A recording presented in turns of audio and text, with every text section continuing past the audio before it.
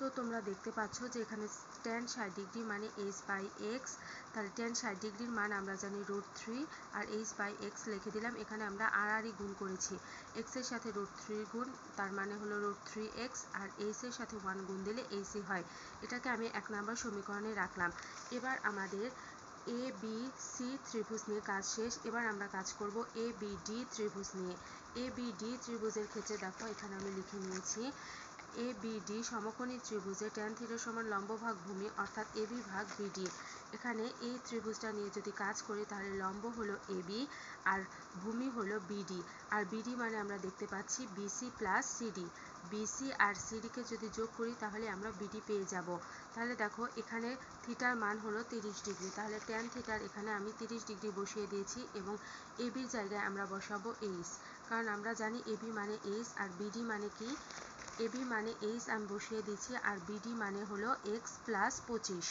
x plus 25 যদি যোগ করি তাহলে এখানে দেখো x প্লাস 25। এবার দেখো tan 30 ডিগ্রির মান জানি আমরা 1/√3, আর এখানে h এর মান আমরা কি পেয়েছি, 1 নম্বর সমীকরণ থেকে h এর মান আমরা পেয়েছি √3x।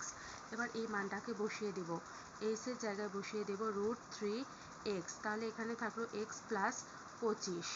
বা এবার আড়াআড়ি গুণ করে দাও, 1 এর সাথে এটাকে গুণ আর এটার সাথে এটাকে গুণ, আড়াআড়ি গুণ করে দাও, তাহলে এখানে হবে x প্লাস 25 আর √3 আর √3 যদি গুণ করি তাহলে খালি 3x। বা এখানে দেখো 25কে এপারে রাখলাম আর 3x ওই পার থাকলো, এই xটাকে যদি ওই পার নিয়ে যাই তাহলে বিয়োগ হয়ে যাবে বিয়োগ x, তাহলে 25 সমান হয় হলো আমাদের 2x। বা আমরা এটাকে সাজিয়ে লিখতে পারি 2x সমান 25, বা x সমান আমরা লিখতে পারি 25/2। এবার দেখো তাহলে 25/2 করলাম, তাহলে 25/2 করলে হবে, ক্যালকুলেটর প্রেস করে তোমরা সহজেই বের করতে পারবে 25/2 করলে কত হয়, সাধারণত 12.5 আসে, অর্থাৎ x এর মান আমরা পেয়ে গেলাম।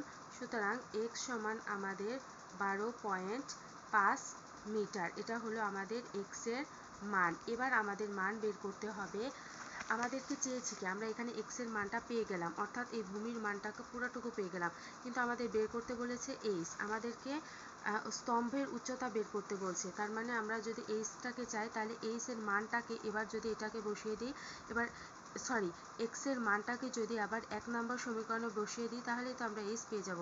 এখন আমরা লিখব যে x এর মান 1 নং সমীকরণে বসিয়ে পাই।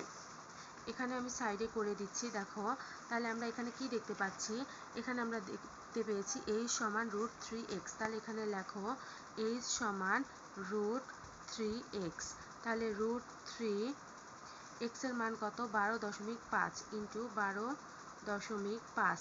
এটাকে তোমরা এখন ক্যালকুলেশন করলে ক্যালকুলেটারে ক্যালকুলেশন করে যেটা পাবে সেটাই হবে আমাদের অ্যান্সার, বা তোমরা সরাসরি এভাবেও লিখতে পারো 12.5√3, বা এটাকে না করে ক্যালকুলেটরে ক্যালকুলেশন করে যেটা পাবে সেটাই হবে আমাদের আজকের অ্যান্সার। তাহলে আমরা h এর মানটা পেয়ে গেলাম। তাহলে তোমরা কিভাবে করলে ম্যাথটা আরেকবার খেয়াল করে নাও। এখানে দেখো আমরা প্রথমে দুইটা ত্রিভুজ পেয়েছিলাম, দুইটা ত্রিভুজ থেকে প্রথমে ছোট ত্রিভুজের কাজ করে তারপর বড় ত্রিভুজের কাজটা করেছি। ছোট ত্রিভুজ থেকে আমরা যেটা পেয়েছি সেটাকে আমরা